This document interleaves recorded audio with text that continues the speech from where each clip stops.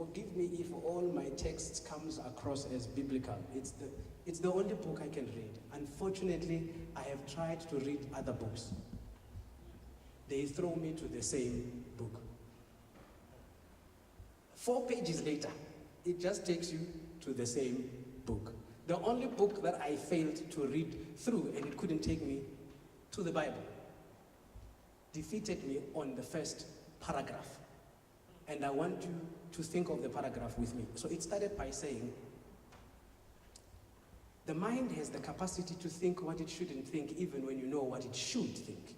For instance, I do not want you to imagine a white Mercedes-Benz, but you saw it. Because the mind has the capacity to think what I don't want you to think. The difference between the Mercedes that all of you saw is whether it's a C-Class, an E-Class, a 97, a 23. But it's a white Mercedes-Benz. But all of you want to imagine tenebrosity, and I know nobody got it right because you don't know the word, and the word means darkness. And I stopped the book there. Because I realized it's messing my mind, and the title was Power of the Mind. So I stopped there. Right, so I realized that the rest of the books, because they default to the Bible, why not invest time reading it? And I've found great stories without quoting verses, and people think you're a powerful speaker, and they didn't know you were just preaching. Okay? So before we talk about great men, let's first talk about a man, the first one, who didn't even know that in him was a woman. A lonely guy with perfection in him.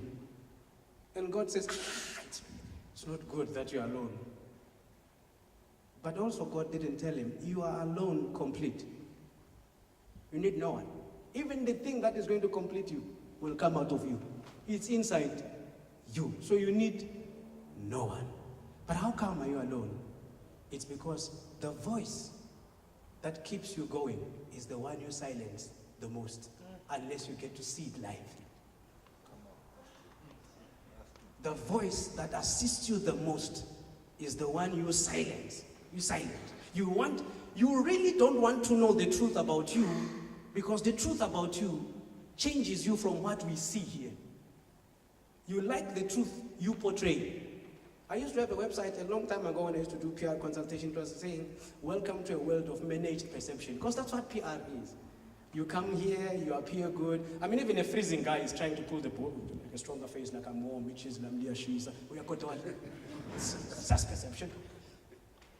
I don't want to talk about Adam deeply, but I want to talk about their children and the relationship they had with their mother. Because most of us here, like in this room, you don't need to tell me, it's not prophecy. Your mother's influenced you the most than your dad.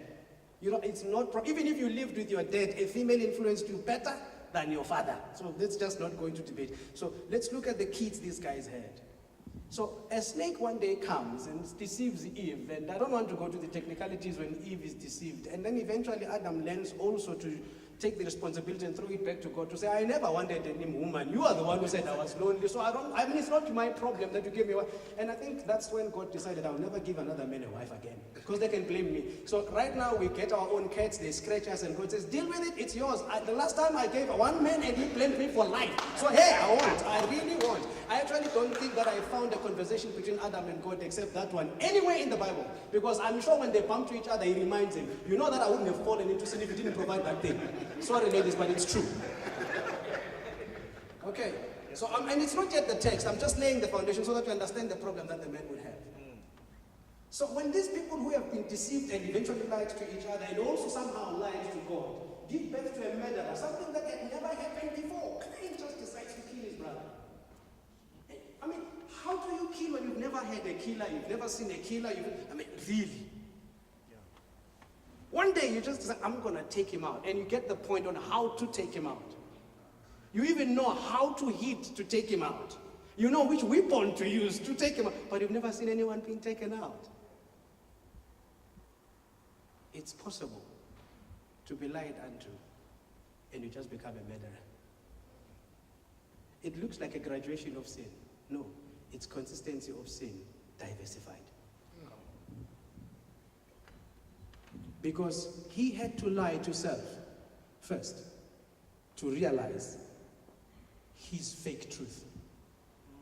He believed that his brother's offering could be acceptable than his by God's reaction, not viewing God's reaction as a challenge to him to become more modern in his offering. And that's where I started to understand the modernization of the topic and the man. Because this guy had a chance to modernize his offering, and he just gets accepted, right? And he realizes this later in life when he sees that there's no way to run from God.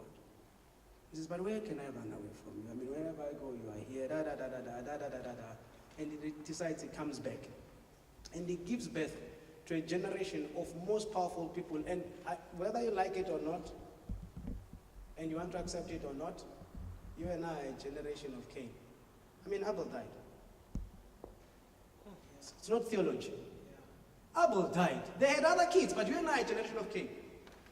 We can kill, and we don't necessarily have to take you out. I mean, you've killed people when, oh Lord!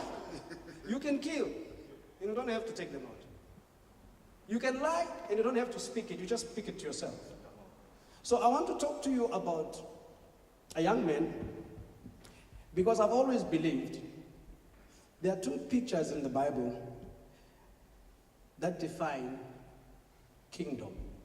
Because all of you here, if you are not a king yet, you are a prince. At least we have crowns, one way or the other. One is an earthly kingdom picture, one is a heavenly kingdom picture, and one has you on all of them. All right, so let's start with the first one. I have always been challenged by this story, and I'm not going to go deeper into verses unless you really want them, but I'll just highlight the story because I want to get to a certain point about a man. And my first point was a man is challenged from birth dealing with an afterthought.